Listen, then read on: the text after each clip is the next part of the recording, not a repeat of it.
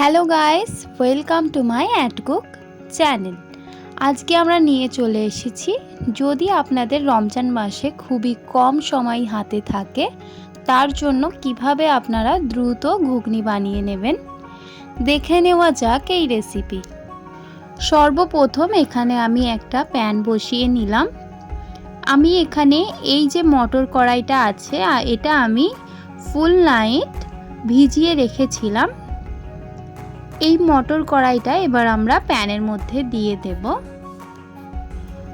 এবার আমি ঘুগনিতে কয়েকটি মটরশুঁটি দিচ্ছি, আপনারা চাইলে এটা নাও দিতে পারেন।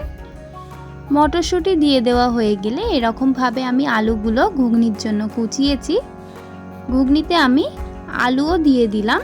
আলু দিয়ে দেওয়ার পর আমাদের কিছু মশলা দিতে হবে। দিয়ে দিচ্ছি আমি এখানে 1 চা চামচ গুঁড়ো লঙ্কা,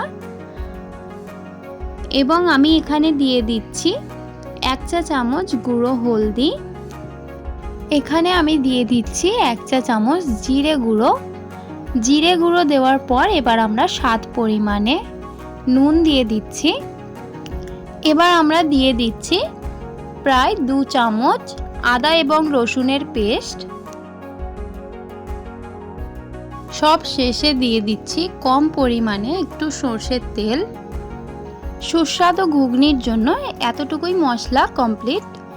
এবার আমরা ভালোভাবে নাড়াচাড়া করে মশলাগুলোর সাথে মটর এবং আলুগুলোকে মিশিয়ে নেব। প্রায় এখানে আমরা 2 থেকে 3 মিনিট ভালোভাবে কষিয়ে নেব। এটা সম্পূর্ণ কিন্তু আমরা গ্যাস অফ করে করব, না হলে কিন্তু আমাদের এখানে মটর এবং আলুগুলো পুড়ে যেতে পারে। আমি কিন্তু এখনও গ্যাসটা অন করিনি, জাস্ট আমি মশলাগুলো দিয়ে এরকমভাবে নাড়াচাড়া করে অল্প একটু 2 থেকে 3 মিনিট কষিয়ে নিচ্ছি।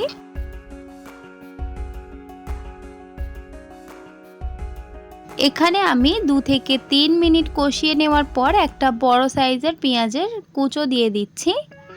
পেঁয়াজ কুচি দেওয়ার পর ভালোভাবে আবারও আমরা 2 থেকে 3 মিনিট নাড়াচাড়া করে নেব গ্যাস অফ করে।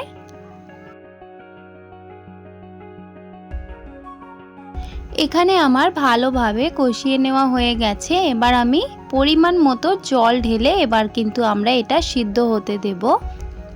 আমি একটা কথা আপনাদেরকে রিকমেন্ড করতে চাই, সেটা হলো আপনারা এই ঘুগনি রেসিপিটা অবশ্যই কুকারে করবেন, না হলে কিন্তু মটরগুলো গলতে অনেক দেরি হয়ে যাবে। জল ঢেলে ভালোভাবে জলটাকে সব জায়গায় মিশিয়ে নেব। এবার আমরা প্রায় 30 থেকে 40 মিনিট অপেক্ষা করব এই ঘুগনির জন্য, ঘুগনিটা সিদ্ধ হওয়ার জন্য। এখানে আমার প্রায় 30 থেকে 35 মিনিট লেগেছে এই ঘুগনিটা সিদ্ধ হওয়ার এবং জলটা শুকিয়ে যাওয়ার জন্য। এখানে আমাদের ঘুগনিটা কিন্তু পুরোপুরি রেডি হয়ে গেছে, দেখুন পুরোপুরি সিদ্ধ হয়ে গেছে। এবার আমাদের কি করতে হবে, এই ঘুগনিটার মধ্যে আমরা যে ডাল ঘুটনি ব্যবহার করি ডালের জন্য, সেই ডাল ঘুটনি দিয়ে একটু নাড়াচাড়া করে নিতে হবে, যাতে আমাদের ঘুগনির জলটা একটু গাঢ় হয়। দেখুন আমি যেরকমভাবে দেখাচ্ছি সেরকমভাবে করলেই কিন্তু হবে। ডাল ঘুটনি দিয়ে নাড়াচাড়া হয়ে গেলে আবারও আমরা হাতা দিয়ে ভালোভাবে নাড়াচাড়া করে মিশিয়ে নেব। এখানে আমাদের ঘুগনি কমপ্লিট হয়ে গেল। এটা এবার আমরা সার্ভ করতে পারি। যদি আপনাদের এই ভিডিওটা ভালো লেগে থাকে তাহলে অবশ্যই লাইক, শেয়ার অ্যান্ড সাবস্ক্রাইব করবেন। আপনারা যদি আমার চ্যানেলে নতুন হয়ে থাকেন তাহলে অবশ্যই চ্যানেলটিকে সাবস্ক্রাইব করবেন। দেখা হবে নেক্সট ভিডিওতে। আজকের এই ভিডিওটা দেখার জন্য অনেক অনেক ধন্যবাদ।